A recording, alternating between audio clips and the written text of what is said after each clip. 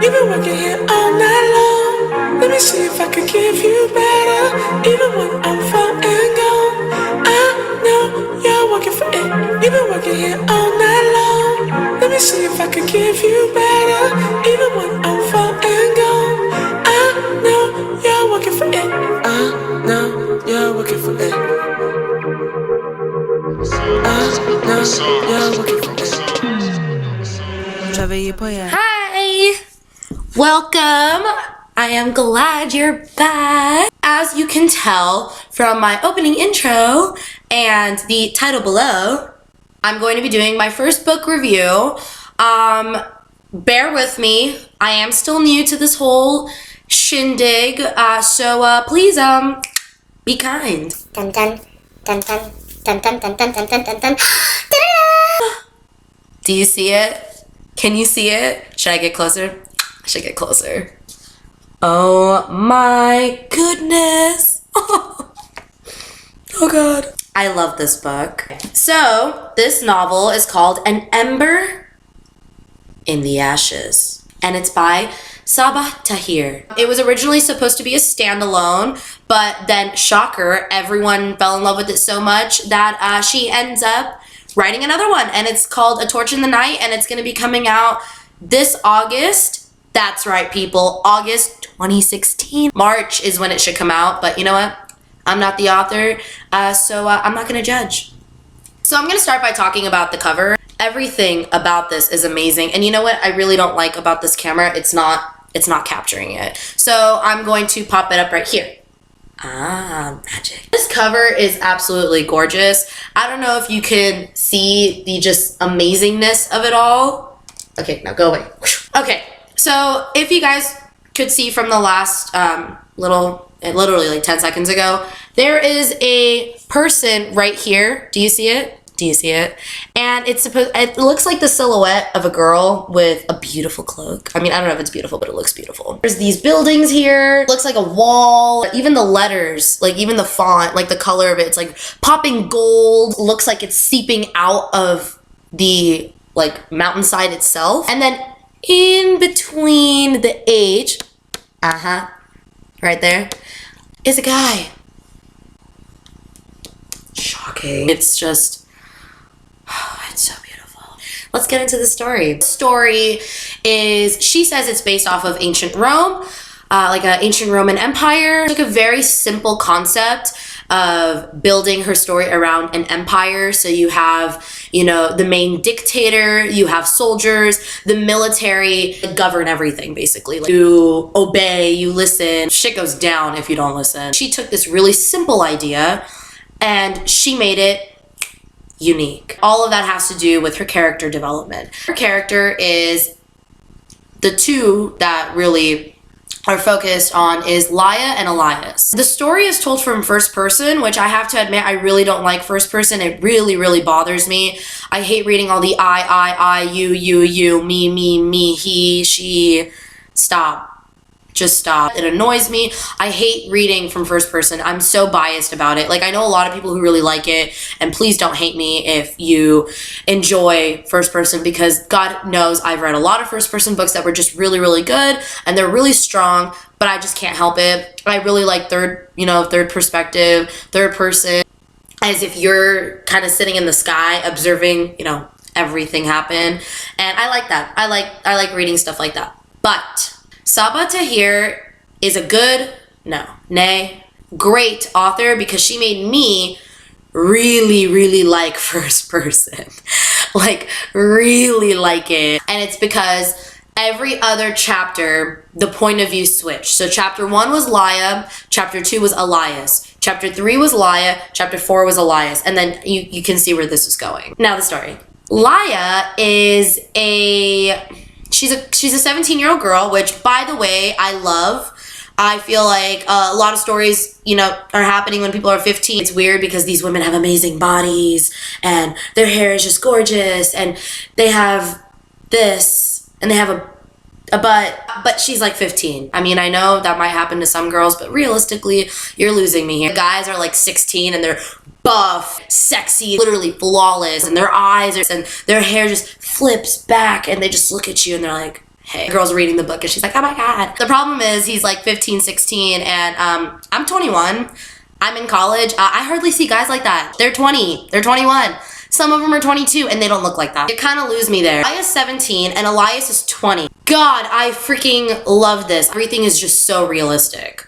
But anyway, Laya comes from a family of scholars, bottom of the bottom. Elias, on the other hand, he is what Tahir calls a skull. Now, skull alone has got me hooked. What the hell is a skull, and tell me more. They wear these masks that like cling to their face. And when I say cling to their face, I'm not talking about like the little rubber band thing that you put in the back. No, it like digs into their skin. So if you yank it off too fast, they bleed. The silvery layer, and it completely covers up their emotions and they just look like statues. He's gonna be a skull and he's ranked 1 in his class. He works for the military and AKA the Empire. Laya, her brother is imprisoned, Darren, and her grandparents are killed. Her mother and father were killed long ago, so you don't really see that. Now she's gonna try and find her brother. That's her only family left.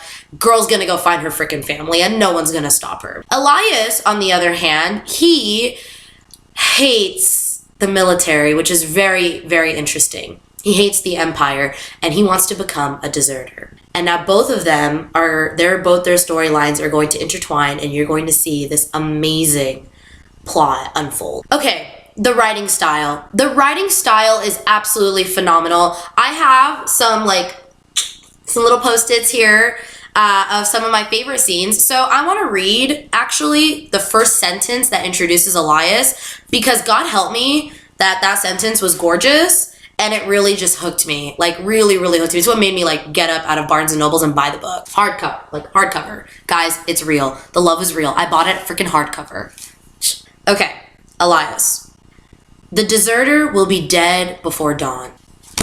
This is how you're introduced to this guy. You're already introduced. She's got amazing writing. Like there are so many other scenes that I would love to sit there and read to you. Just, oh God, I want to read to you guys everything. God, I just want to read the book again. But her writing is really good. Really, really strong style of writing. The story just flows very naturally. It's not fluffed intensely. So you're just like, ugh, I read like 5 pages describing the damn tree. Move on. No, it's like, you describe the tree just enough where I'm just like, I can imagine it, I can see it, I can smell it, I can taste it, and bam! Then she gives you the plot. She gives you that dialogue, that really, really crunching, fast, almost like movie dialogue. Her writing style is really good. And I have to say that because I'm actually a really judgmental reader, especially after becoming an author. I became very judgy. I usually predict things and I'll be reading and I'm like, you could have done this or you could have used this word. I have to say, like, I've read a lot of first person. This novel by far, like, took it, all of it. It was so good. It took the gold. But I did want to talk about one thing that I had two things I had problems with. I just wanted to really say that this is, again, a personal thing. So, not a lot of people are going to agree with me. So, sorry. I thought the love triangle, yes, oh, by the way, there's a love triangle. It's, Elias. Hi, sweetie. Laya, hey girl, Helene.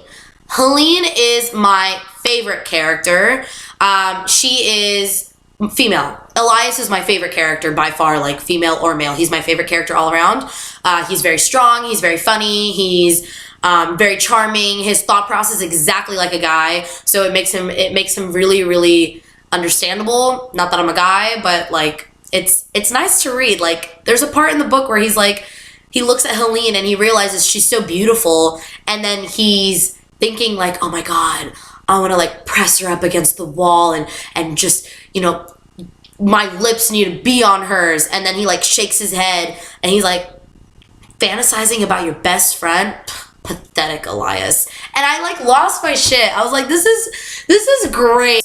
But Helene is a really, really, really strong character. She's amazingly powerful and she is a rule follower. She follows the rules and she doesn't give a no one messes with her. And she's ranked 2 in her class. I probably should say that. And she's the only female in her class. And they have a really weird connection, but when Laya is introduced to them, triangle forms. And my only problem was I thought, you know when you're reading a book, and you see different love interests, and then one of the love interests have their first touch or their first kiss, and it's that climactic moment for the reader because all you're thinking about is, yes, I've been waiting for you to do this for so freaking long. When that happened, I was really disappointed. I thought it was gonna be stronger. I don't know, the way it ended was awkward, the way things happened was awkward, and the way they reacted to it was awkward. And then there's another thing that I thought should have happened, and see, it feels weird because I can't even talk about it anymore.